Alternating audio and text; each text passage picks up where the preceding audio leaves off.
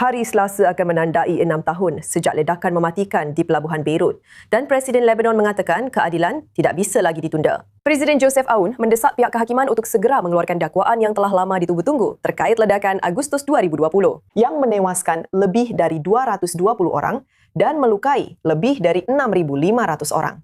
6 tahun kemudian, belum ada satupun yang dimintai pertanggungjawaban. Meskipun pihak berwenang Lebanon telah mengatakan bahwa ledakan tersebut dipicu oleh kebakaran di gudang tempat berton-ton pupuk amonium nitrat telah disimpan selama bertahun-tahun, kemungkinan oleh Hizbullah, meskipun sudah ada peringatan keselamatan berulang kali. Dan pengaruh Hizbullah tetap menjadi faktor utama bagi masa depan Lebanon. Israel dan Lebanon memulai putaran ke-7 pembicaraan langsung mereka di Roma pada hari Selasa, yang berfokus pada perluasan zona percontohan, di mana tentara Lebanon menggantikan kehadiran militer Hizbullah, sehingga memungkinkan pasukan Israel untuk mundur. Amerika Serikat mendesak agar bersabar, memperingatkan bahwa kedua pihak membutuhkan proses yang jelas dan dapat dijalankan sebelum melangkah lebih jauh. Bergabung bersama kami untuk membahas lebih lanjut, saya di sini di studio bersama analis keamanan Yonatan Regev. Yonatan, bisakah kita mengaitkan upaya penyelidikan pelabuhan atau kurangnya penyelidikan tersebut dengan apa yang kita lihat hari ini? Bisakah negara Lebanon membongkar pengaruh Hizbullah yang mengakar ketika sejauh ini kelompok teroris tersebut bahkan menolak penyelidikan atas ledakan mematikan ini? Saya rasa apa yang kita lihat di sini adalah contoh jelas Hizbullah mengatakan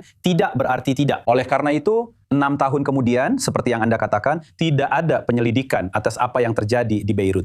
220 orang meninggal dunia. Jelas sekali bahwa ini adalah sesuatu yang sudah diketahui sebagai hal yang berbahaya dan tidak ada yang melakukan apa-apa. Namun, ada pihak yang berkepentingan agar hal ini tidak diselidiki. Dan karena itu, hal ini tidak diselidiki. Hal yang sama juga bisa dikatakan tentang upaya untuk mendemilitarisasi Hizbullah agar perjanjian Israel-Lebanon dapat berjalan. Untuk saat ini, hal itu sedang terjadi.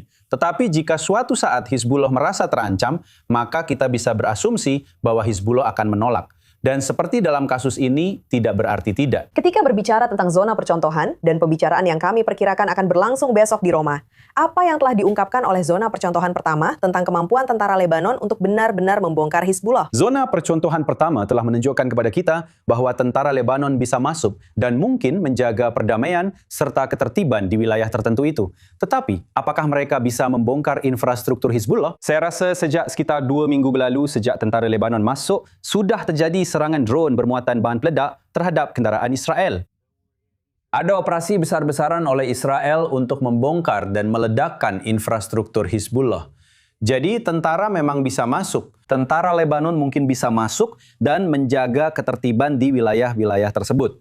Ya, apakah mereka bisa membubarkan Hizbullah? Mereka bisa melakukannya dengan cara yang sama seperti pemerintah Lebanon menyelidiki ledakan pelabuhan Beirut. Oleh karena itu, jika 6 tahun kemudian negara tidak bisa menyelidiki apa yang terjadi di pelabuhan, karena Hizbullah tidak tertarik dengan hal itu, maka kita bisa berasumsi bahwa 6 tahun dari sekarang situasinya akan sama di perbatasan. Kecuali ada kekuatan lain yang masuk dan membubarkan Hizbullah jika ada izin dari Washington. Baiklah, kita harus melihat apa yang akan dibahas dalam pertemuan di Roma besok. Yonatan Regev, terima kasih atas pembaruan keamanannya. Terima kasih.